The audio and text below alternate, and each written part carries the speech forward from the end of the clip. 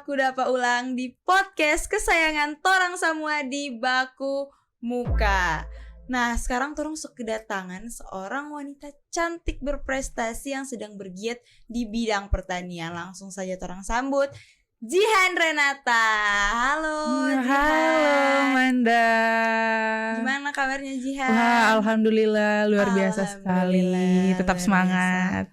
Ya alhamdulillah, walaupun cuaca hujan nih bikin mager dan lain-lain, Jihan tetap semangat ya, tetap on Iya, fire. harus tetap produktif. Mantep, emang anak muda harus tetap produktif ya. Iya, Jihan, ya. benar. Anak muda sekarang kalau misalnya mager-mageran itu, wah, Susah ya, iya. sulit.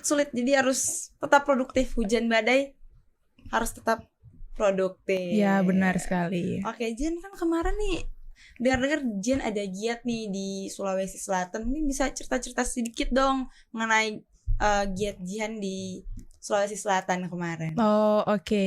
Mau cerita yang mana nih? Yang bisnis atau yang pekerjaan?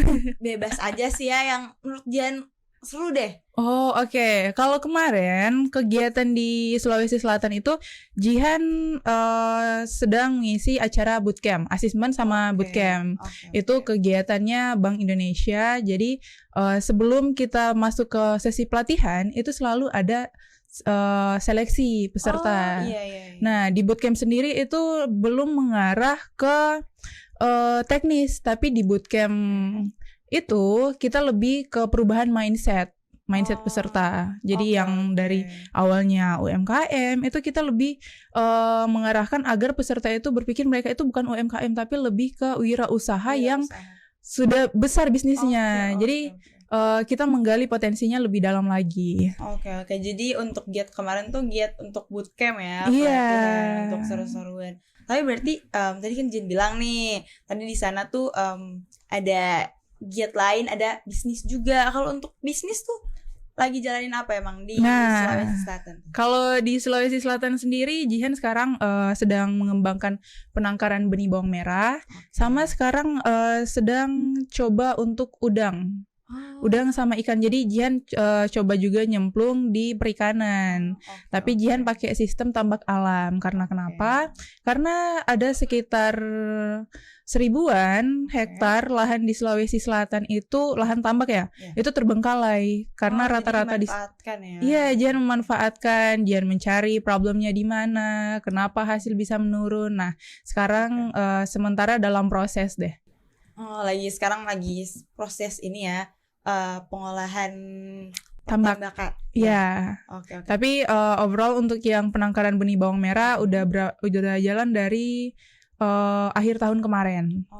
Sejauh ini aman, walaupun cuaca sedang tidak kondusif ya. Iya, aman. Bisa survive ya. Iya, jadi ini fun fact juga.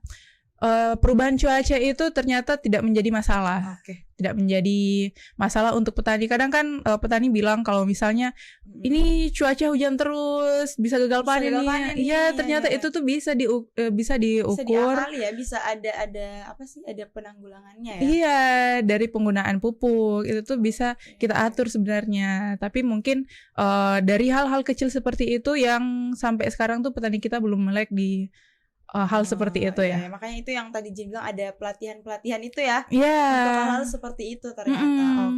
Oke. Nah tadi kan Jihan bilang udah mulai dari akhir tahun lalu ya. Tapi kalau untuk masuk di bidang pertanian itu sendiri udah dari kapan sih? Nah kalau untuk bidang pertanian sendiri udah sekitar dari 2021. Jadi waktu itu tuh lagi marak-maraknya porang di Sulawesi Utara. Nah, Ayah Jihan tuh dia masuk ke koperasinya, koperasi porang gitu. Nah, terus dari situ tuh Jihan tertarik karena kan baru lulus SMA, terus bingung nih mau ngapain. Iya, angkatan COVID juga, bener. Iya. Tapi berarti COVID nih ya ada inilah ya sisi positifnya lah. Iya. Nah, terus dari situ makin kemari ternyata Jihan tertarik dengan bidang pertanian. Nah, lambat laut ternyata ada kegiatan di Manado ini ya. Kegiatan dari Bank Indonesia juga namanya Petani Unggulan Bank Indonesia. Nah, Jihan coba daftar, terus Jihan masuk, ternyata pelatihannya seru. Ya, dari situ tuh Jihan belajar banyak tentang pertanian. Nah, dari situ juga Jihan mulai, terubah mindsetnya. Ternyata tuh petani itu nggak miskin. Nggak semua petani Oke. miskin. Jadi di pelatihan itu tuh mindsetnya dirubah, terus cara pandangnya dirubah, cara budidayanya juga dirubah. Nah, yang dari awalnya kita berbudidaya jadi cuman Secara tradisional. iya secara tradisional, makin kemari juga bukan menggunakan teknik yang luar biasa juga, tapi Iya, kita kayak kembalikan apa yang kita ambil dari tanah. Contoh nih, Jihan kasih contoh, kan petani sekarang itu penggunaan pestisidanya luar biasa ya. Oke, oke. Penggunaan pestisida, penggunaan pupuk kimia itu luar biasa. Nah, itu membunuh mikroorganisme yang ada di tanah. Nah, dengan terbunuhnya mikroorganisme itu menurunkan juga hasil panen. Itu yang kadang tidak dikonek sama petani. Oh ya, Jadi karena ya biasanya cuman apa sih pengetahuannya secara turun-temurun ya? iya, Secara, jadi ya, penggunaan adat lah ya. jadi Adat. kadang tuh petani kalau misalnya ditanya nih, kamu biasanya pupuk pakai apa gitu? Aku menggunakan ini. Nah, atas dasar apa menggunakan itu? Nggak tahu. Jadi dari sananya sudah begitu. Jadi iya. nggak tahu alasan menggunakan itu kenapa harus Untuk menggunakan apa? itu. Iya. Iya. Untuk output dari Iya, benar sekali. gimana nggak tahu ya. Oke, Jadi oke, mupuk oke. sembarang mupuk, penggunaan pestisida sembarang. Jadi dari situ tuh Jihan lebih melek lagi soal pertanian dan akhirnya Jihan nyemplung ke dunia pertanian dan mencoba untuk merubah sudut pandang masyarakat kalau misalnya tidak semua petani itu miskin. Ya berarti salah satu yang mendorong Jihan untuk untuk berkecimpung di bidang pertanian. Iya. Oke. Nah, tapi kan Jihan ini orang perempuan ya gitu, yang biasanya untuk pertanian biasanya juga identik dengan pekerjaan kasar kan? Iya. Pekerjaan kasar. Nah, bagaimana sih perjalanan Jihan nih setelah nyemplung di bidang pertanian, masih muda, perempuan? Mungkin bisa ceritain sedikit untuk perjalanan Jihan nih selama di bidang pertanian. Sebenarnya dari awal itu orang tua Jihan, bunda sama ayah tuh jadi tanda tanya besar nih. Ya. Kenapa nih anak mau tiba-tiba terjun ke dunia pertanian yang panas, main tanah, terus tambah lagi dulu tuh Jihan takut cacing gitu, jadi kayak jijik gitu karena cacing nggak bertulang kan. Iya.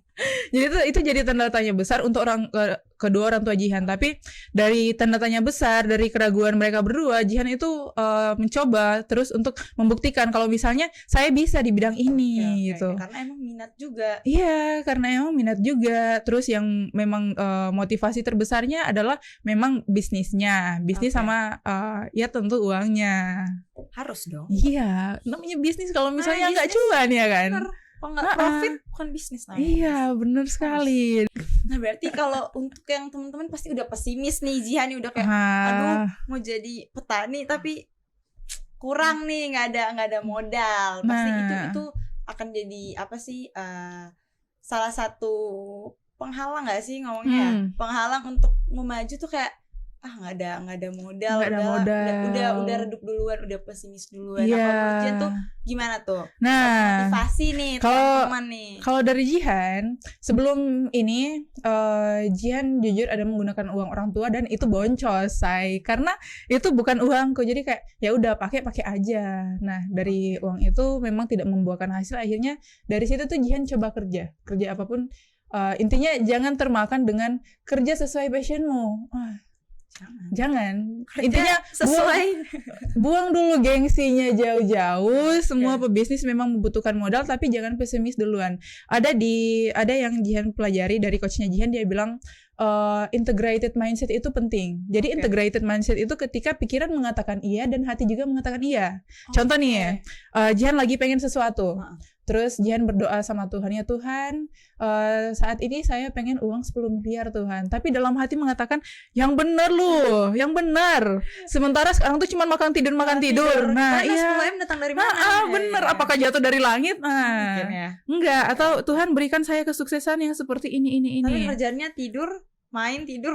Tapi dalam hati tuh kita bilang, nggak mungkin gitu. Tapi ya itu seperti sudah meragukan diri sendiri. Dan sudah menurut saya sudah meragukan Tuhan, karena Kalau misalnya kita meminta sesuatu atau kita mempunyai keinginan, ya sudah kita serahkan saja ke Tuhan dan yakin. Iya. Nah, sama halnya ada yang pernah saya baca itu tentang law of attraction. Mungkin oke. Manda Iya, pernah iya. dengar atau pernah baca Oke, itu iya. tentang hukum tarik menarik. Tarik, Nah, sebenarnya itu dalam Al-Qur'an juga sudah dijelaskan. Sesungguhnya aku sesuai prasangka hambaku. Iya Oke, kan? Jadi yang selama kita berprasangka baik, pasti akan baik pasti, juga. Iya, pasti dihadiri juga hal-hal baik. Oke. Jadi itu yang kayak afirmasi positif ya. Iya, Orang-orang jadi sering. Jihan tuh Oke. punya afirmasi positif juga setiap pagi. Oke. Jadi ternyata semua itu berawal dari pikiran, Pikiran dan niat. niat Nah, dan pikiran. ya, Oke. kalau kita sudah berniat, kita sudah meniatkan sesuatu, Tuhan menghadirkan 3 hal. Waktu, kesempatan, dan hamba-hamba terbaik. Gitu. Masya Allah ya. Masya Allah. Oh iya. Yang penting ini ya, niat sama yakin aja dulu. Iya, yakin aja jangan dulu. terlalu pesimis gitu. Iya, jangan terlalu pesimis. Ada banyak jalan menuju Roma ya, Jihan ya. Heeh. Yang penting mau usaha dulu ya. Mau usaha, terus jangan terlalu berprasangka buruk. Oke. Tapi selama Jihan ada nih di bidang pertanian, apa sih sebenarnya tantangan terbesar dari Jihan sendiri untuk di bidang pertanian itu? Oke, kalau misalnya secara pribadi, tantangan terbesar Jihan itu untuk Jihan kan pernah juga buka lahan di Manado sini. Sebelum semuanya Jihan pindah ke Makassar. Nah, itu ada di tenaga kerja. Kalau di Manado sendiri, SDM-nya ya? Iya, SDM-nya kayak dia datang jam berapa, dia breaknya jam berapa, terus dia makan siang jam berapa, belum lagi dia merokok. Nah, itu aja. Itu ya. Tapi kalau misalnya di lahan sendiri, paling yang Jihan dapat tuh tenaga kerja yang agak ngeyel. Udah dibilang seperti ini, tapi dia sedikit ngeyel. Nah, itu berpengaruh ke tanaman. Tanaman bisa gagal panen, terus bisa terkena penyakit. Nah, dari SDM-nya sendiri. Tapi overall, kalau dari teknik budidaya, terus untuk segala yang di lapangan, aman. Kalau di lahan Jihan sendiri itu sedikit cerita ya. Kalau di lahan Jihan sendiri, Jihan menerapkan yang namanya integrated farming. Jadi itu keterkaitan antara pertanian dengan peternakan. Nah, ini Jihan baru rencana nih, udah lihat peluang soal peternakan sapi. Sapi di Sulawesi Selatan. Jadi sebenarnya pusatnya di Iya, karena pertanian juga di sana. Karena kenapa? Di lahan pertanian Jihan membutuhkan pupuk kandang sebagai suplai mikroorganisme ke tanah. Oh iya, jadi biar ini ya sekalian. Iya, jadi kotoran hewan kita proses jadi pupuk kandang yang terfermentasi untuk pupuk dasar. Nggak untuk pupuk dasar sih, tapi untuk base-nya lah. Sama kayak kita mau make up itu harus punya base yang bagus. Terus urinnya kita buat jadi pupuk organik cair. Jadi kebanyakan sekitar 60-70% di lahannya Jihan itu menggunakan pupuk-pupuk yang Jihan buat sendiri, difermentasi sendiri. Nah, itu lumayan menekan kos untuk pembelian pupuk. Apalagi sekarang sering ada keluhan pupuk mahal ya. Akhirnya itu solusinya, guys. Iya, itu menjadi solusinya saja. Kadang orangnya kita nih terlalu mager. Apalagi mau bilang fermentasi itu pupuk kandang bau gini gitu ya kan. Banyak ya, terlalu banyak keterangan. Terlalu banyak ini udah banyak tapi. Padahal itu di Jawa itu sudah banyak sekali yang menerapkan. Terus anak muda yang bertani di Jawa itu malah teman-temanku banyak sekali, man. Oh iya. Anak muda ya? Iya. Guys, ini informasi ya, for your information nih. Jadi masih 19 tahun. Iya. Masih 19 tahun nih udah di bidang pertanian. Anak muda sekarang ini suka soal, guys. Suka berpanas-panasan. Yang Mbak Unil ya pasti. Ya, tapi kalau mau tahu di cuan pasti juga tertarik. Karena sudah banyak juga anak-anak muda yang sempat kontak Jihan terus tanya, Ji, kamu sebenarnya kerjanya apaan gitu. Tiba-tiba gini, tiba-tiba udah di Makassar, tiba-tiba beli lahan, tiba-tiba cek lahan gitu. Iya. Kerja apa gitu. Kerja apa. Tapi overall semua pemasukan itu dari bisnis. Oke. Jadi emang karena udah lama juga ya, udah terbilang lama ya, 2 tahun ya berarti. Iya. Udah sekitar 2 tahun. berbisnis di bidang pertanian. Mm-mm. Jadi sekarang memang fokus Jihan lagi ke bisnis. ke bisnis ya. Mm-mm. Tadi juga sempat Jihan bilang kalau misalkan mau memperluas bisnis di bidang Iya. pertambakan dan Mm-mm. peternakan juga ya tadi. Iya, peternakan. Kalau di pertambakan sendiri itu tantangan. Jadi Jihan tuh selalu lihat tantangan apa sih yang dihadapi sebenarnya. Apa sih sementara yang bikin stuck ya? Iya, sementara kalau misalnya kita melihat Indonesia ini kan negara agraris. Ya. Jihan tuh jadi tanda tanya besar. Kenapa malah anak muda sekarang itu nggak mau bertani, terus Iya. malah memandang petani ini rendah gitu. Jihan mau mengubah statement itu gitu. Jadi Jihan mau membuktikan kalau misalnya nggak semua petani itu miskin, tidak semua orang yang bermain di tambak itu miskin, malah ada teman-teman Jihan, ada yang di lingkungan Jihan itu yang omsetnya sudah sampai miliaran. Jadi cuma dari bertani dia omsetnya miliaran gitu. Jadi kayak itu menjadi motivasi Jihan sendiri. Walaupun sekarang sudah lumayan ya. Sudah Ya, mulai terasa. untuk 19 tahun bermain di 3 digit itu udah lumayan. 3 digitmu ini 19 tahun, kita yakin masih nongkrong-nongkrong di Flamboyan. Cus, berdiri kok produktif. Ya. Nah, Jan, Mulai dari kegiatan-kegiatan produktif ternyata itu sangat membantu. Dari orang mengembangkan diri sendiri, membaca buku, gitu. Tetap harus ada pengembangan diri, harus tetap balance ya. Iya. Antara pekerjaan dan pengembangan diri juga itu perlu, karena harus tetap terus belajar, mengembangkan diri. Iya, jangan stuck. Jangan stuck itu. Jangan galauin cowok. Aduh, apalagi Jihan tuh kalau misalnya nongkrong terus tiba-tiba yang dibahas kita cowok kemarin begini, terus makanan kesukaanmu apa. Jadi kayak kalau masih di sekitaran situ Jihan tuh bosen. Bukan berarti nggak mau, tapi please deh guys, sekarang itu udah di umur bukan lagi main-main. Main-main ya. Iya. Pokoknya apapun harus diseriusin, difokusin. Iya benar. Prioritasin diri sendiri. Kebahagiaan diri sendiri juga penting. Jangan tiap apa-apa orang lain dulu. Memprioritaskan orang lain, memprioritaskan kebahagiaan orang lain. Aduh. Pokoknya guys, berarti sekarang itu yang pertama harus fokus ke diri sendiri dulu.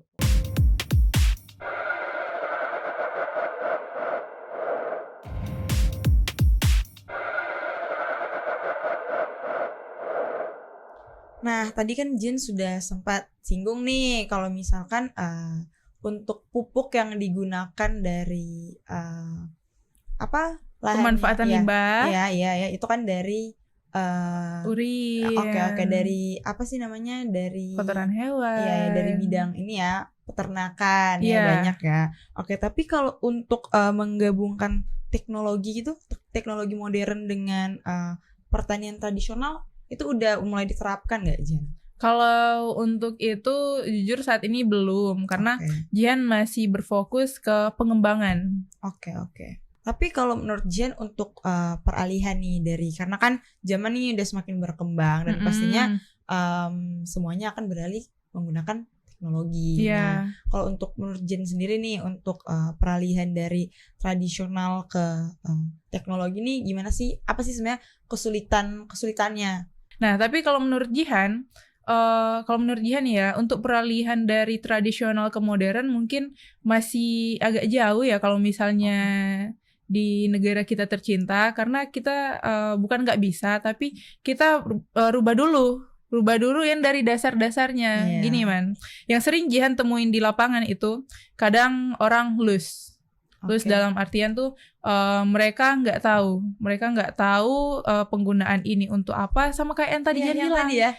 Jadi itu tuh berpengaruh. Jadi kadang Jihan kasih contoh, kita mau pupuk di lahan itu cukup 3. Menggunakan insek, pokoknya kita menggunakan pestisida itu minimal 3.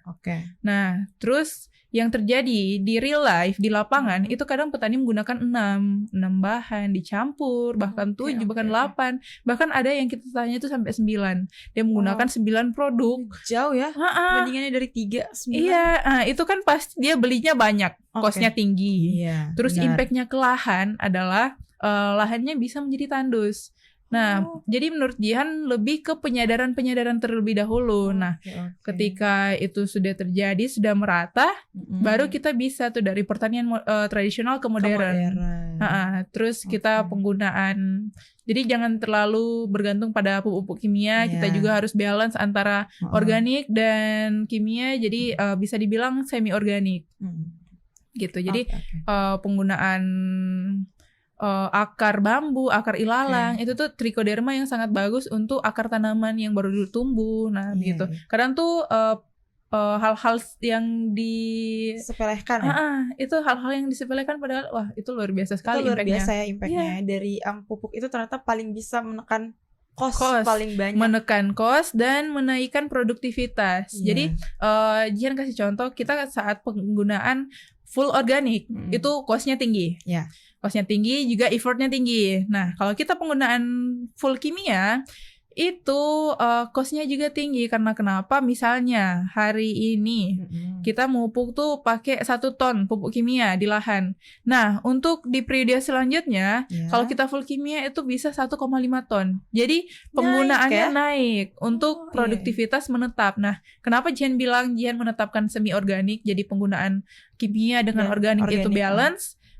Itu menekan cost dan menaikkan produktivitas gitu. Oke. Jadi sebenarnya untuk peralihan ke teknologi sebenarnya bukan di teknologinya bukan di teknologinya, tapi cara budidayanya. Dari SDM-nya dulu harus disetarakan dulu. Karena memang apa yang Jen sampaikan tadi memang masih banyak yang terpatok atau yang terfokus dengan benar sekali. Adat maksudnya dari turun temurun. Kalau misalnya ditanya, kenapa mupuk pakai ini, kenapa mupuknya begini, nggak tahu, dari dulunya seperti itu. Pertanyaan sederhananya, apakah dari dulunya seperti itu membawakan impact atau perubahan? Tentu saja tidak. Kalau misalnya ada perubahan pasti ada perubahan juga. Kalau emang selama ini diterapkan seperti itu dan stuck berarti ada yang salah dong berarti benar. Harus ada perubahan di situ. Oke, benar. Nah, tadi kan Jen udah banyak nih bicara tentang bidang pertanian tuh kayak gimana. Nah, gimana sih nih pesan nih buat teman-teman biar mereka tuh tertarik gitu. Apa sih yang membuat generasi milenial nih tertarik untuk berkarir di bidang pertanian? Oke. Sebenarnya kalau mau kasar-kasaran Man. Energi terbaik di masa kita ini itu uang. Kenapa banyak sekali di luar sana yang menjual ini itu tanpa disebutkan mereknya atau cara jual mereka. Entah itu uang asli dan tidak, itu sebenarnya daya tarik paling kuat itu uang. Yang selalu Jihan bilang kesana kemari, ayo bertani tidak akan miskin. Pasti ditanya, emang uangmu sebanyak apa?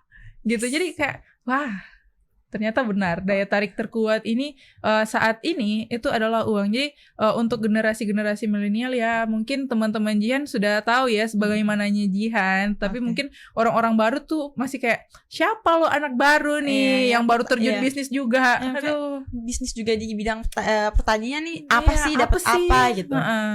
Oke. Masih banyak yang underestimate ya. Iya, benar. Kurang lebih kalau menjalankan bisnis pertanian itu kayak fleksibel juga ya. Maksudnya karena pasti kalau sudah yang running bisnisnya pasti Jihan yang nggak turun langsung kan. Tapi memang awal-awalnya itu Jihan turun langsung, Jihan memandu. Jadi semua bisnis itu membutuhkan SOP. Nah, di lahan juga Jihan punya SOP, terus punya strukturnya. Jadi Jihan perlakukan itu sebagaimananya bisnis. Gitu. Jadi tetap ada pencatatan keuangan. Nah, ini nih yang sering lose. Rata-rata setiap petani, setiap orang yang Jihan tanya yang di lahan itu, mereka punya pencatatan keuangan atau enggak ada. Berarti jadi kayak ya udah kasih keluarnya kan sedikit-sedikit, kasih keluar uang tuh sedikit-sedikit, beli pupuk, terus beli pestisida, nah itu sedikit-sedikit. Jadi itu tuh nggak punya pencatatan. Nah, setelah Jihan telah lebih dalam lagi, ternyata itu tuh culture. yang ternyata dari dulunya memang nggak punya pencatatan keuangan. Sementara Jihan mengarah, oh ya udah bertani itu bukan bertani tapi berbisnis. Kita sedang berbisnis. Oke. Kita sedang berbisnis di lahan, jadi kita harus punya pencatatan keuangan, terus kita punya struktur, kita punya SOP masing-masing, dan itu sudah berjalan. Oke, jadi dari kalau menurut pandangan Jihan tuh emang harus dijalankan sebagaimana mestinya, ada SOP-nya, diseriusin lah ya. Iya, benar. Diseriusin ya gitu. Dan sekarang Jihan sudah uji coba beberapa kali. Ada SOP yang alhamdulillah sudah berhasil di atas standarnya kita. Alhamdulillah ya. Iya. Oke. Nah, tapi untuk produk Jihan sendiri kan tadi ini ya, benih Bawang merah. Benih bawang merah ya. Nah, Bibit. Bibit Yeah. Bibit benih bawang merah. Nah, itu untuk promosinya nih, untuk pemasarannya itu dari Jihan sendiri kah, atau ada tim atau gimana gitu? Nah, kalau untuk pemasaran sendiri Jihan punya tim. Tapi bibit bawang merah ini nih fun fact, ternyata bibit bawang merah di Indonesia seluruhnya itu cuman ada di Pulau Jawa. Paling banyak itu di Brebes, di Nganjuk. Nah, berarti dari daerah-daerah lain semuanya? Iya, semuanya kalau misalnya mau ngambil bibit berlabel itu dari Jawa. Iya. Nah, oleh karena itu Jihan lihat peluang lagi. Oh, di Sulawesi belum ada. Akhirnya Jihan buka di Sulawesi Selatan. Karena kenapa? Karena kita mencari lahan bawang merah di Sulut ini masih sangat terbatas. Sementara di Sulawesi Selatan sana ada satu daerah namanya Enrekang, yang dari ujung ke ujung mata memandang itu, sejauh mata memandang itu bawang merah. Nah, namun di sana kurangnya belum ada bibit yang berlabel. Jadi kalau punya Jihan ini yang udah berlabel langsung. Jadi resmi gitu. Dia ngambil label ungu sekarang, terus turunannya label biru. Nah, dan nanti dari label biru ini ditanam jadi bibit yang kita produksi atau bibit yang kita beli di pasar. Oke.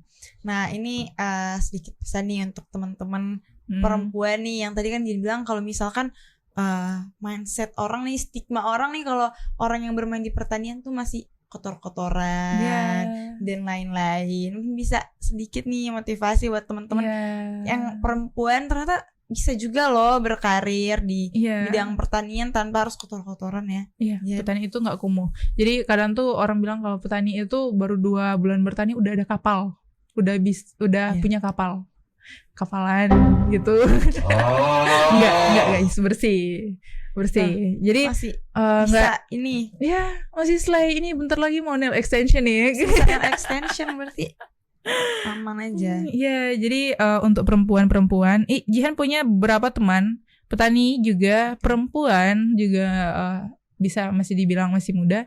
Itu tuh mereka mempunyai motivasi sendiri. Ada satu teman Jihan dari Talaut, dia perempuan dan dia termotivasi untuk mengembangkan daerahnya gitu. Jadi dia nggak mau nih kepulauannya atau daerahnya itu tertinggal. Iya, bukan tertinggal juga tapi bergantung pangan ke Sulawesi Utara. Jadi kan kita tuh sering lihat di pelabuhan ada pengiriman ke sana. Iya, dia tuh malah mau mengubah kayak kita di sini bisa tanam sendiri loh. Benar-benar. Gitu. Jadi di lingkungan Jihan itu udah banyak sekali perempuan-perempuan yang mau bertani. Nah, untuk perempuan-perempuan di luar sana yang mau bertani atau mau nyemplung ke dunia pertanian, jangan malu.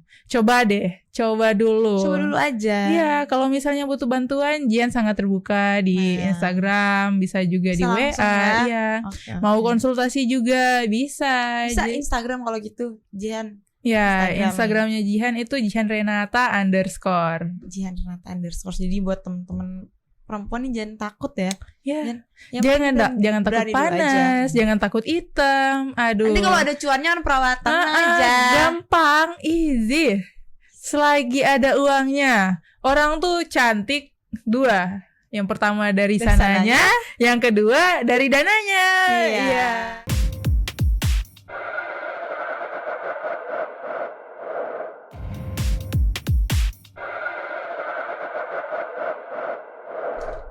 Oke, jadi ini kayaknya tuh bicara ini lama agak seret ya.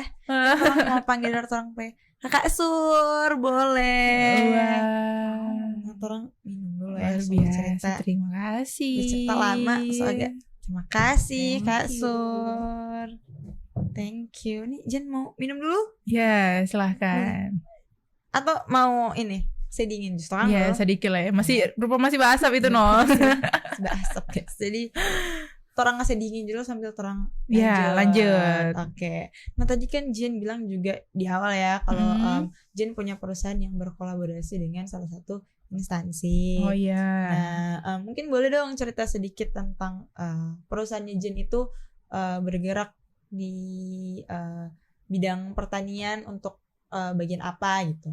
Oh oke. Kalau perusahaan Jihan itu namanya CV Nusantara Berkah Gemilang. Oke.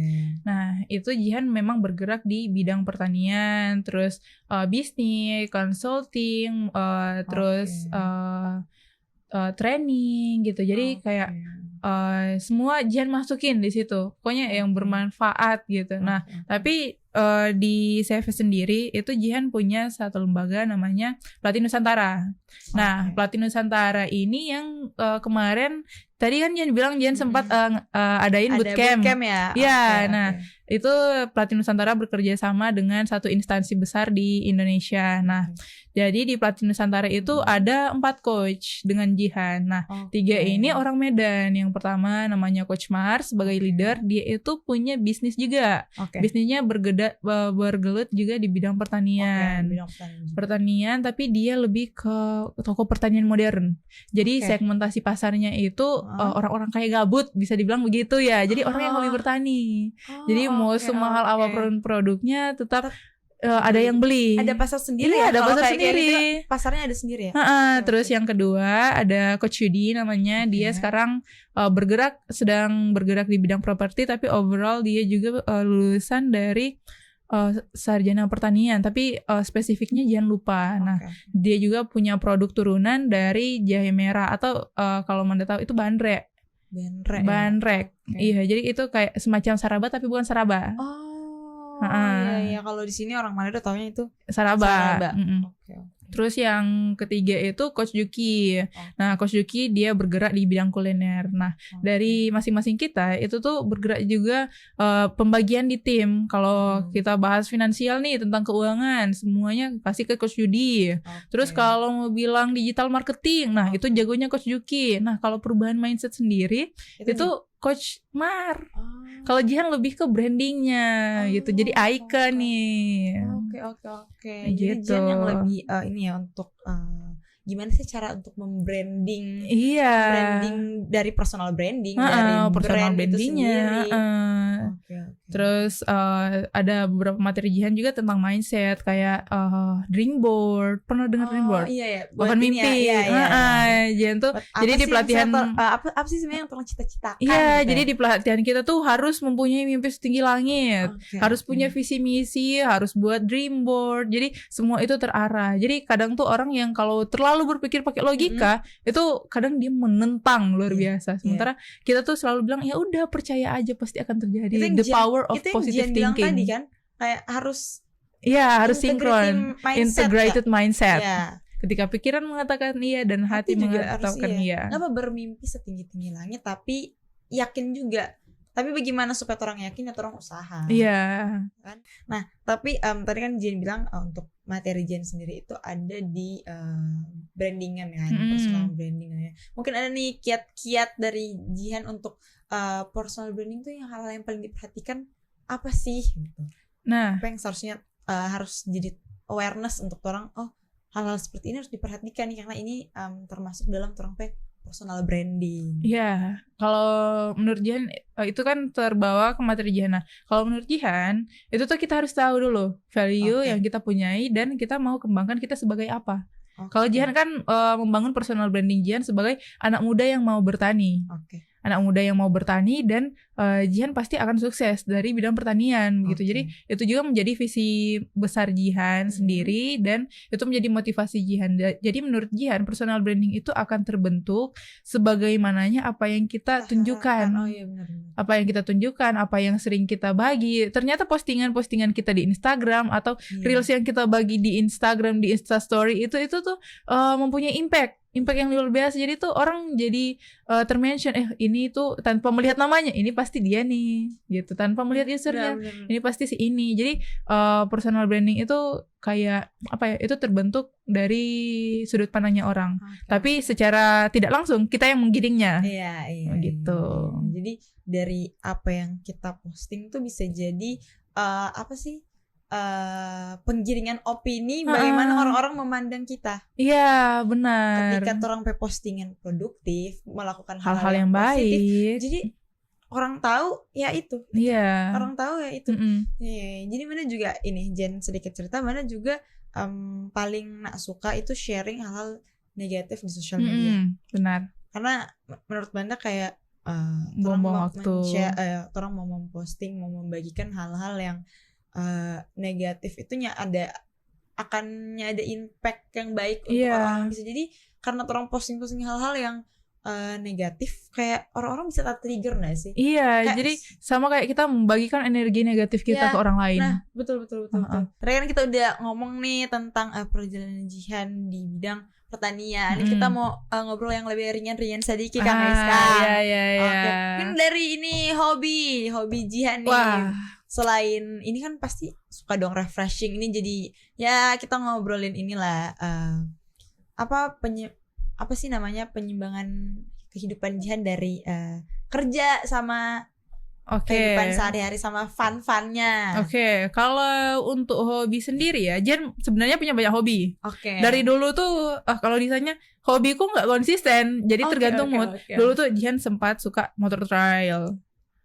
Jadi hobi yang bisa dibilang ekstrim. Terus Jihan juga dari SMP sudah biasa naik-naik gunung sama ibunya Jihan. Dulu tuh dibawa sama ibu Iya, terus sama bunda. Jadi sama orang-orang tua gitu, naik gunung, camping gitu. Terus kalau untuk sekarang Jihan olahraganya lebih ke goes. Kemarin juga sempat beli sepeda. Terus untuk fun-funnya Jihan sekarang lagi suka diving. Jadi nyemplung. Info nyemplung, guys. Ini anak divers ya. Ya, itu juga hobi baru dari kayak Agustus kemarin deh. Iya. Tapi berarti kayak inilah untuk melepas penat. Lelah diseluruhkan ke hobi-hobi itu ya Jihan. Ya. Tapi sekarang berarti yang paling sering diving sama kalau cuaca bagus, entah pagi entah sore, Jihan goes. Nah kan menurut Jihan itu kita harus seimbang 8 aspek kehidupan.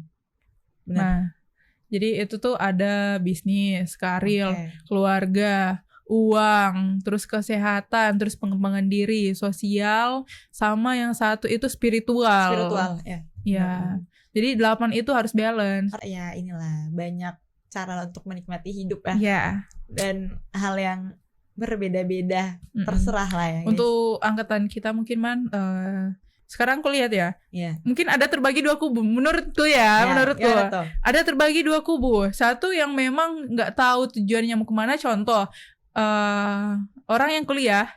Terus setelah dia lulus dia bingung nih mau kemana. Terus ada satu lagi yang memang genjrot, dia push terus pengembangan dirinya, terus kayak lebih produktif gitu. Jadi kayak kita ini terbagi 2 kubu. Tinggal diri kita sendiri yang mau menentukan kita ada di kubu yang mana.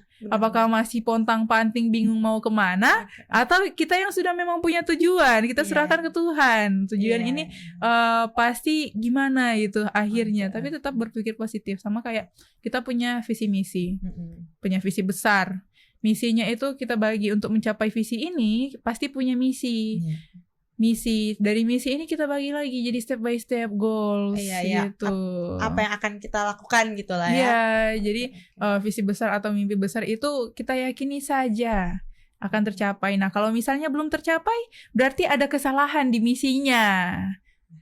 Harus introspeksi diri lagi. Iya. Gitu. Harus punya tujuan besar, harus punya motivasi apalagi, dan paling penting itu harus punya role model. Iya. Harus pasang target, pasang tujuan. Iya, jangan nanti saat so kepepet, saat so butuh sekali baru harus gini-gini, harus atau enggak saat sudah dibawa, sudah dipandang enteng sama orang baru mau semangat. Tapi biasanya itu jadi titik titik balik Iya. orang nggak sih nanti kalau sudah di posisi itu nanti kayak langsung ngerasa Iya, tapi kebanyakan anak muda menurutku itu berada di zona aman. Jadi dia aman-aman dengan dirinya sekarang, dengan apa yang dilakukan sekarang karena punya backupan ya, atau mungkin karena cuma di lingkunganku punya backupan orang tua, jadi kayak ya udah nggak sih, masih muda gitu. Malah menurutku itu dari kita umur segini itu harus melek. benar. Kita mau benar. kemana dan Harus sadar. tujuan kita itu sebenarnya apa? Benar. Karena apa ya? Yang Jin bilang tadi karena masih banyak yang bingung kesana kemari. Jadi sekali lagi kalau kayak gitu harus inilah introspeksi diri, refleksikan diri guys. Kayak nih kita ini tapi mau kemana? So maksudnya ini minat di mana? Dan kadang tuh orang seperti itu dia kuliah apa, entah kerjanya apa. Gitu. Itu biasanya kepepet Ji. Iya, the power of kepepet. Itu sih daripada nak kerja, daripada pengangguran. Iya benar. Tapi ya nggak salah juga sih, nggak salah, it's okay, no problem. Cuma maksudnya ya untuk teman-teman sebelum yang lain juga ya tacolo ya dan bukan tacolo juga sih, tapi kayak lebih ke teman-teman mungkin bisa lebih menentukan dari yang kita geluti sekarang itu hasil akhirnya sebenarnya kita maunya apa, ujung-ujungnya itu kita sebenarnya maunya mungkin apa. Kalau hal yang gitu. orang lebih fokus pasti DP hasil ya lebih baik juga. Jadi ya itu maksudnya teman-teman ya boleh lebih fokus lah. Kalau memang minatnya di situ ya fokus di situ. Kalau bisa ditulis. Itu yang Jihan bilang tadi harus ada dream board. Sama kayak Jihan, di dream boardnya Jihan itu ini fun fact ya teman-teman. Seorang Jihan Renata dibilang mempunyai mimpi setinggi-tinggi langit. Sebenarnya nggak tinggi-tinggi juga sih kalau menurutku ini. Kalau mimpiku belum diketawain orang berarti belum tinggi. Jihan punya mobil impian. Mobil impian itu Jeep Wrangler Rubicon. Terus Jihan ngotot, pokoknya harus hitam dengan harus warna putih. Terus lewat tuh, mungkin karena law of attraction ya, hukum tarik menarik. Ketika di jalan ada tuh yang lewat warna biru yang terbaru, terus ada yang lewat yang warna orange. Apakah Jihan selawatin? Jihan tetap selawatin, tapi lebih ke gue maunya warna putih sama warna hitam. Jadi itu membantu kita untuk lebih fokus lagi. Jangan kayak yang ya Tuhan terserah mau yang apa, yang penting lebih itu tuh terlalu ambigu sebenarnya. Iya. Jadi harus spesifik, harus ngotot. Sama kayak Tuhan kalau memberikan pembelajaran ke kita itu sebenarnya ngotot man. Sama kayak Jihan kasih contoh di beberapa orang yang Jihan ketemu di bisnis. Dia buka bisnis. Terus ada satu problematik yang membuat dia itu menutup bisnisnya itu. Nah tiba-tiba dia buka bisnis lagi, Tuhan tuh kasih pembelajaran yang sama. Jadi kayak Tuhan ngotot kasih pembelajaran. Lu harus belajar dulu. Sadar.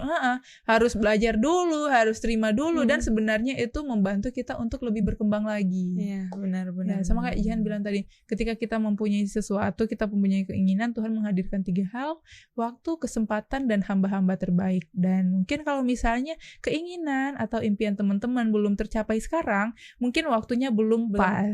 Atau memang belum kesempatannya. Atau emang belum dipertemukan sama orang-orang yang dan bisa ternyata membantu dan support. Hamba-hamba terbaik itu ternyata bukan cuma orang-orang yang baik. Nah, haters juga termasuk hamba-hamba terbaik. Karena itu bisa jadi titik balik sama kayak apa yang Jen ngomong tadi kan. Jen pernah ada di titik breakdown karena omongan orang-orang, tapi malah itu jadi turn point dari akhirnya Jen jadi bodoh amat kayak ya udah terserah aja makanya nggak terlalu pikir apa yang orang mau bilang. Itu adalah hamba-hamba baik itu belum tentu juga orang hamba terbaik. Hamba-hamba terbaik. Kalau misalnya dia tidak baik ya sudah itu urusannya kita hanyalah berbuat baik dan bermanfaat bermanfaat bagi orang lain, tidak merugikan orang lain. Tidak terasa guys langsung bicara panjang lebar ya dengan sosok yang sangat menginspiratif nih Jihan nih.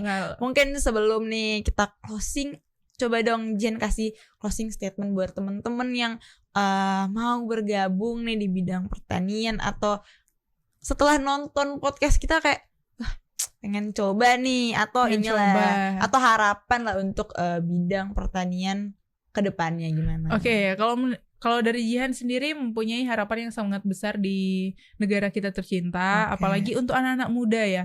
Saya Jihan Renata mengajak anak-anak muda untuk gemar dan mau bertani. Karena kenapa? Karena negara kita ini negara yang punya potensi besar di pertanian. Namun sampai saat ini masih sangat minim dan masih sangat jarang anak muda yang mau bertani. Nah, dari Jihan sendiri cuman mau menekankan kalau misalnya bertani itu tidak membuat miskin selama kita mengelola dan kita fokus mengelolanya dengan baik, kita mengelolanya dengan sangat profesional, itu akan memberikan keuntungan yang sangat luar biasa. Kalau misalnya tidak memberikan keuntungan, tidak mungkin seorang Jihan Renata bergelut terus di sini dan malah ngotot. Benar. Kalau emang tidak menghasilkan, kenapa? Ngapain digeluti gitu. Benar. Pasti cari bisnis yang lain. Apalagi orang tua Jihan memang basicnya pebisnis. Jadi yang penting itulah ya guys. Jadi pesan dari Jihan tadi bahwasanya yang penting fokus, yakin. Karena kadang tuh keyakinan menjadi kayak ngerusakin mental sendiri gitu. Jadi kalau misalnya orang lain masih menyepelekan kita, berarti itu saatnya kita untuk lebih termotivasi lagi. Jadi buktikan. Kadang tuh malah orang terdekat yang malah pandang enteng gitu. Jadi kayak mana mungkin. Nah, itu saatnya orang untuk membuktikan kepada orang-orang terdekat atau mungkin haters kalau misalnya orang itu boleh, orang itu bisa. Nah, tanpa menerangkan. Jadi pertama-tama beranilah keluar dari zona nyaman ya, Jihan ya. Kalau zona nyaman menurutku enggak ya. Gimana tuh? Karena begini, Jihan kasih contoh. Kalau menurut Jihan tetap kembangkan diri ke zona nyaman. Kalau misalnya mungkin yang Manda pikir zona nyaman itu scroll TikTok. Nah, iya, itu maksud cuma Manda fokus itu ke HP. Iya, maksudnya yang kayak hal-hal yang yang maksudnya kurang produktif ya. Maksudnya di zona nyaman, maksudnya malas lah ya bahasanya. It's laziness zone. Itu zona malas sebenarnya. Zona nyaman itu zona yang kita senangi. Contoh, ada pelukis nih, zona nyamannya adalah melukis. Nah, tiba-tiba mungkin karena sama-sama seni, dia disuruh menyanyi. Dia tidak bisa mengeluarkan potensi terbaiknya. Benar. Jadi karena emang biasanya bisa nyanyi. Biasanya dia melukis, dia menyenangi melukis, dia senang, dia mengeluarkan potensi terbaiknya saat melukis. Nah, itu zona nyamannya. Jadi ya udah teman-teman, kita bergerak di zona nyamannya kita. Jadi kita berkembang di zona nyaman. Zona nyaman itu bukan lagi soal scroll TikTok, bermalas-malasan. Itu berarti ini ya zona malas. Iya, itu zona malas sebenarnya. Zona nyaman itu zona di mana kita bisa mengembangkan diri kita tanpa merasa tertekan. Ini ilmu baru juga guys. Wah, kita nih. Sudut pandang yang mulai berubah-ubah nih. Benar. Nih agak sedikit ini ya. Oh iya benar juga ya, gitu ya, membuka pikiran kita nih guys.